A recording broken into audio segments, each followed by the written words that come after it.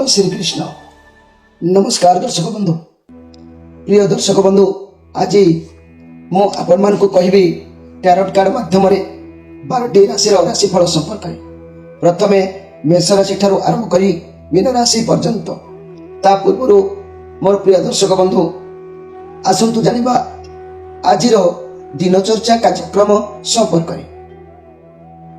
जय श्री कृष्ण।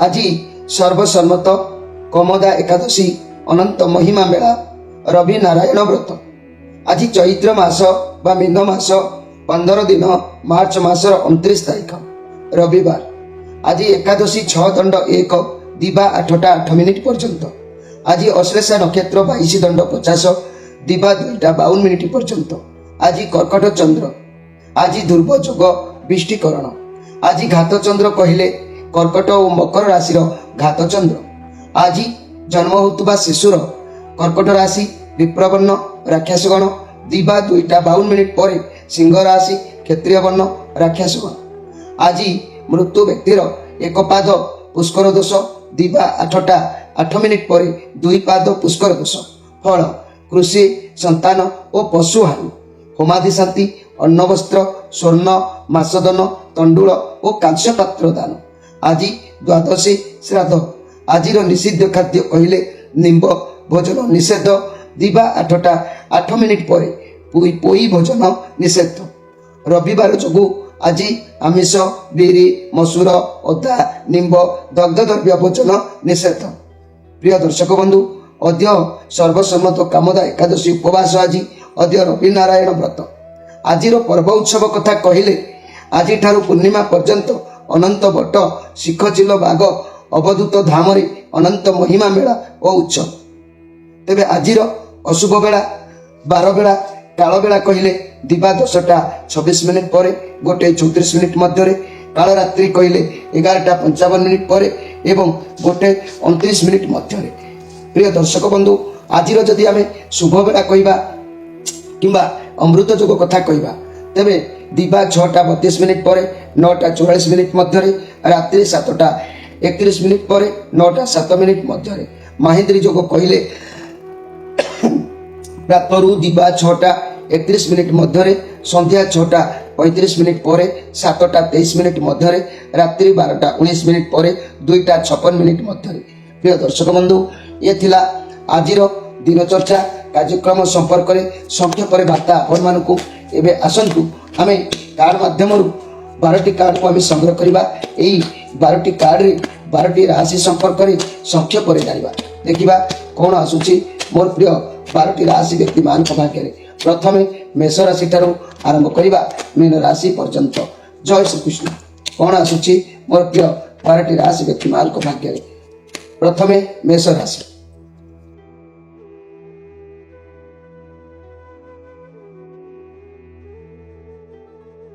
जय श्री कृष्ण। प्रथमे जानिबा मेष राशि विषय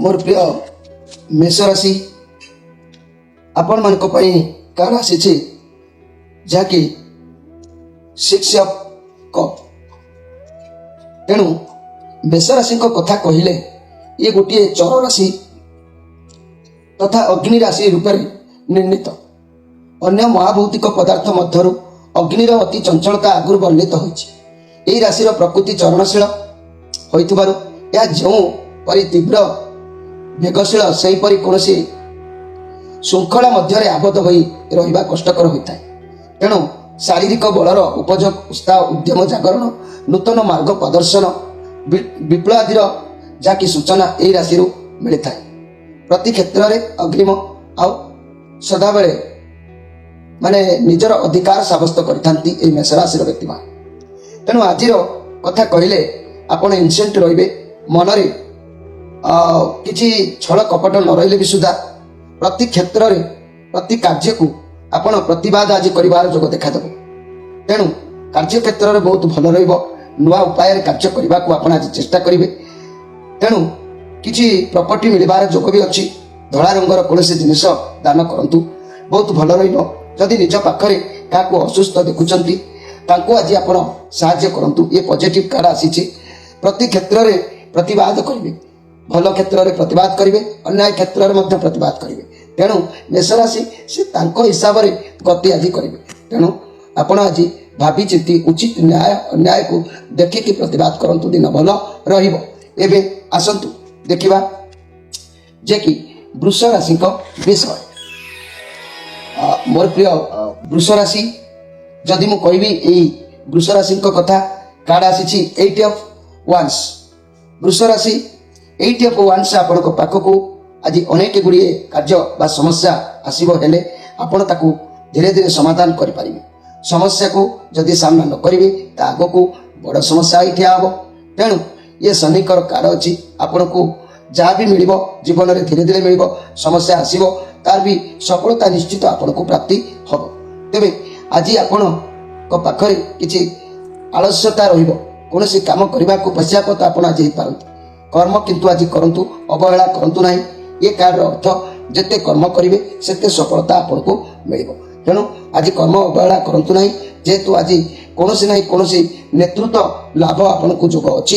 यही वृष राशि व्यक्ति माने एक स्थिर राशि, तेणु ये गोटे पृथ्वी तत्व स्थिर राशि होता जहाँकि रक्षणशीलता, पुरातन परित्याग, पुराणा को परित्याग करने, एकांत नूतनत्व को अवलंबन घोर परिपंथी, सुतरां संगठन शक्तिर प्राबल्य शक्ति समस्त जुक्ति तर्क को खातिर न करी निज मतरे से थाए अचल।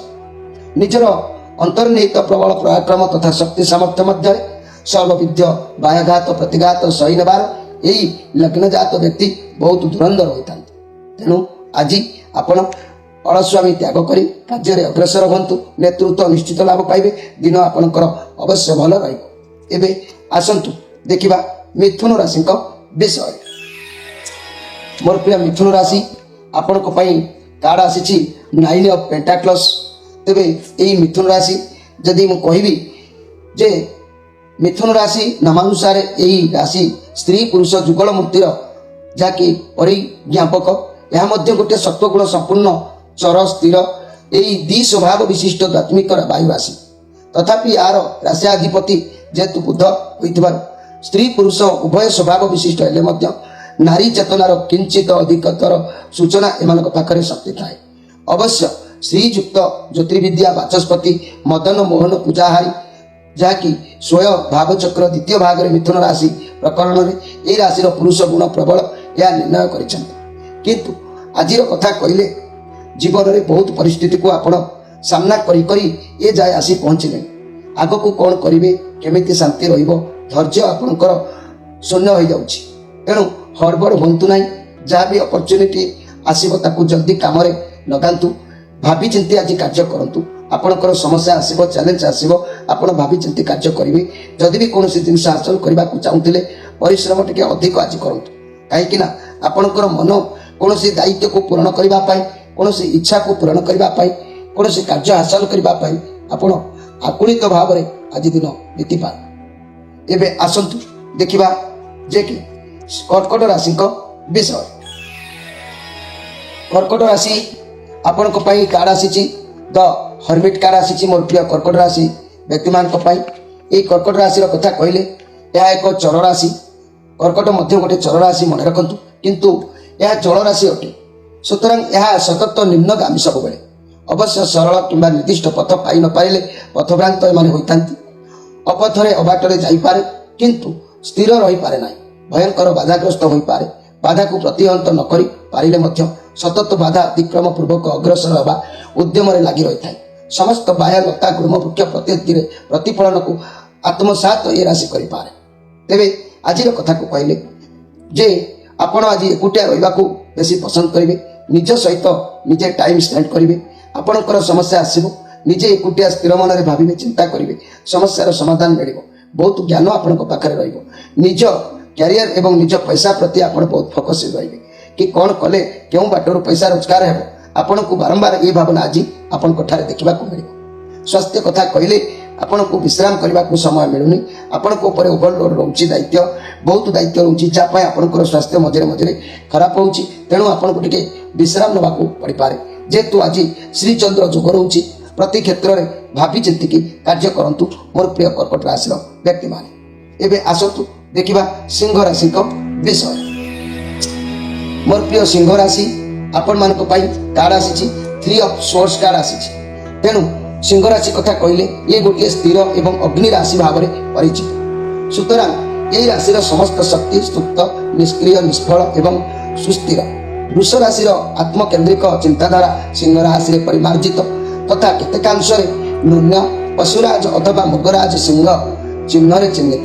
ଏହି ରାଶିର ବଡ଼ ଲୋକିଆ କଣିଆ କିମ୍ବା କମ ନୁହଁ। ଏହା ଗୋଟିଏ ତମଗୁଣ ସମ୍ପନ୍ନ ରାଶି ହୋଇଥିବାରୁ ଏହି ଲଗ୍ନ ଜାତ ବ୍ୟକ୍ତି ଅତ୍ୟନ୍ତ କ୍ରୋଧୀ ହୋଇପାରନ୍ତି। ତେଣୁ ନିଜର କ୍ରୋଧକୁ ସବୁବେଳେ ଶାନ୍ତ ରଖନ୍ତୁ। ଏହି କ୍ରୋଧ କେବଳ ବାୟାମୁଖୀ ହୋଇଥାଏ, ଅନ୍ତର ଭିତରେ ଏହା ବହୁତ ଶାନ୍ତ ଉଦାର ହୋଇଥାନ୍ତି। ତେଣୁ ଆଜିର କଥା କହିଲେ ଆପଣଙ୍କ ସହିତ ଆଜି କିଏ ଛଳନା କପଟ କରିପାରେ, ବିଶ୍ୱାସଘାତକ କରିପାରେ, ଗଭୀର ଚିନ୍ତାରେ ରହିବାର ଆଜି ଯୋଗ କହୁଛି। କାରଣ ଲାଇଫରେ ଯାହା ବି ପରିସ୍ଥିତି ଆସୁ ଆମକୁ କିଛି ଶିକ୍ଷା ଦେଇଥାଏ। ତେଣୁ ଆଜି ଆପଣଙ୍କୁ ଏଭଳି କିଛି ସ୍ଥିତି ଆସିବ, ବ୍ୟସ୍ତ ବିବ୍ରତ ନ ହୋଇ ଆରାମରେ ସମସ୍ୟାକୁ ସମାଧାନ କରିବାକୁ ଚେଷ୍ଟା କରନ୍ତୁ। ମୋର ପ୍ରିୟ ସିଂହ ରାଶିର ବ୍ୟକ୍ତିମାନେ, ଲଭ୍ ରିଲେସନରେ ପାର୍ଟନରଙ୍କ ସହିତ ଆଜି ଭୁଲ ବୁଝାମଣା ହେଇପାରେ। ତେଣୁ ଆଜି ଯେକୌଣସି କାର୍ଯ୍ୟ କରନ୍ତୁ ନା କାହିଁକି ସେ କାର୍ଯ୍ୟରେ ଆଜି ବାଧା ହୋଇପାରେ, କାର୍ଯ୍ୟ ହାନି ହେବାର ଯୋଗ ଦେଖା ଦେଇପାରେ। ମୋର ପ୍ରିୟ ସିଂହ ରାଶି ବ୍ୟକ୍ତିମାନେ, ଏବେ ଆସନ୍ତୁ ଦେଖିବା କନ୍ୟା ରାଶିଙ୍କ ବିଷୟରେ। କନ୍ୟା ରାଶି ଆପଣଙ୍କ ପାଇଁ କାର୍ଡ ଆସିଛି ନାଇଟ୍ ଅଫ୍ ସୋର୍ସ। ତେଣୁ ପାଞ୍ଜି ଗୁଡ଼ିକରେ ପ୍ରଦତ୍ତ ରାଶି ଚକ୍ରରୁ ଏହି କନ୍ୟା ରାଶିର ଚିହ୍ନ ସ୍ୱରୂପ ସୂଚିତ ହୁଏ। ସୀମାବିହୀନ ଉତାଳ, ଯାହାକି ପାରାବାର ମଧ୍ୟରେ ଅନାବିଳ ଚେତା କୁମାରୀଟିଏ, ଗୋଟିଏ ହସ୍ତରେ ଜ୍ୱଳନ୍ତ ପ୍ରଦୀପ ଏବଂ ଅନ୍ୟ ହସ୍ତରେ ଧାନ୍ୟ କେଣ୍ଡାଟିଏ ଧରି ଉପବେଶନଶୀଳ ଏହି ରାଶି। ଏହା ମଧ୍ୟ ଗୋଟିଏ ସତ୍ୱଗୁଣ ସମ୍ପୂର୍ଣ୍ଣ ଦି ସ୍ୱଭାବ ବିଶିଷ୍ଟ ବାୟୁ ରାଶି। ଆତ୍ମକେନ୍ଦ୍ରିକ ସ୍ୱାର୍ଥ ଚେତନା ଏହି ରାଶିର ବହୁତ ପ୍ରବଳ। ତେଣୁ ଆଜିର କଥା କହିଲେ ଏହା ଆପଣ ଦୁଃଖିତ ଆଜି ରହିବେ। ଆପଣଙ୍କ ଯାହାକି ଆପଣଙ୍କ ସାଥିରେ କେହି ଆଜିର କଥା କହିଲେ ଆଜି ଆପଣଙ୍କ ସହ ଏକ ବଡ଼ ପରିବର୍ତ୍ତନ ହେବ।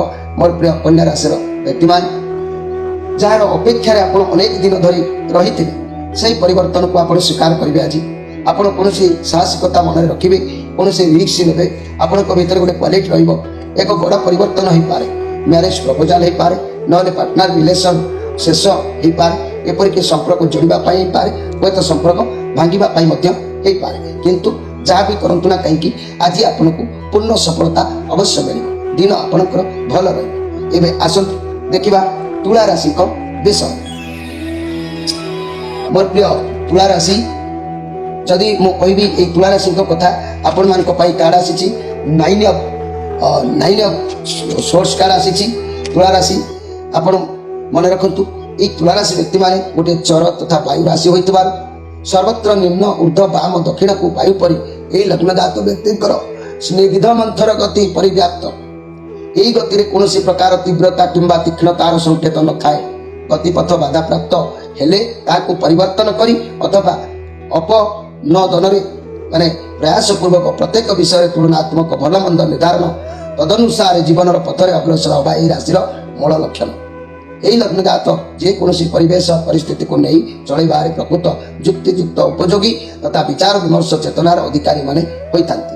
ଯଦି ମୁଁ ଆଜିର କଥା କହିବି ମୋର ପ୍ରିୟ ଯାହାକି ତୁଳା ରାଶିର ବ୍ୟକ୍ତିମାନେ, ଆପଣ ଆଜି ଆପଣଙ୍କ ଉପରେ ଅନେକ ଗୁଡ଼ିଏ ଭାର ରହିବ। କୌଣସି ଯାହାକି ଇଏ ନେଗେଟିଭ କାର୍ଡ ନୁହଁ, କିନ୍ତୁ ଆପଣଙ୍କ ଭିତରେ ଦୁର୍ଭାବନା କିଛି ଜାତ ହେବ, ଯାହାକି ଗୋଟିଏ ସେଥିପାଇଁ ଗୋଟିଏ ଖରାପ ବାତାବରଣ ଆପଣଙ୍କ ଚତୁଃପାର୍ଶ୍ୱରେ ଘେରି ରହିଲା ପରି ଲାଗିବ।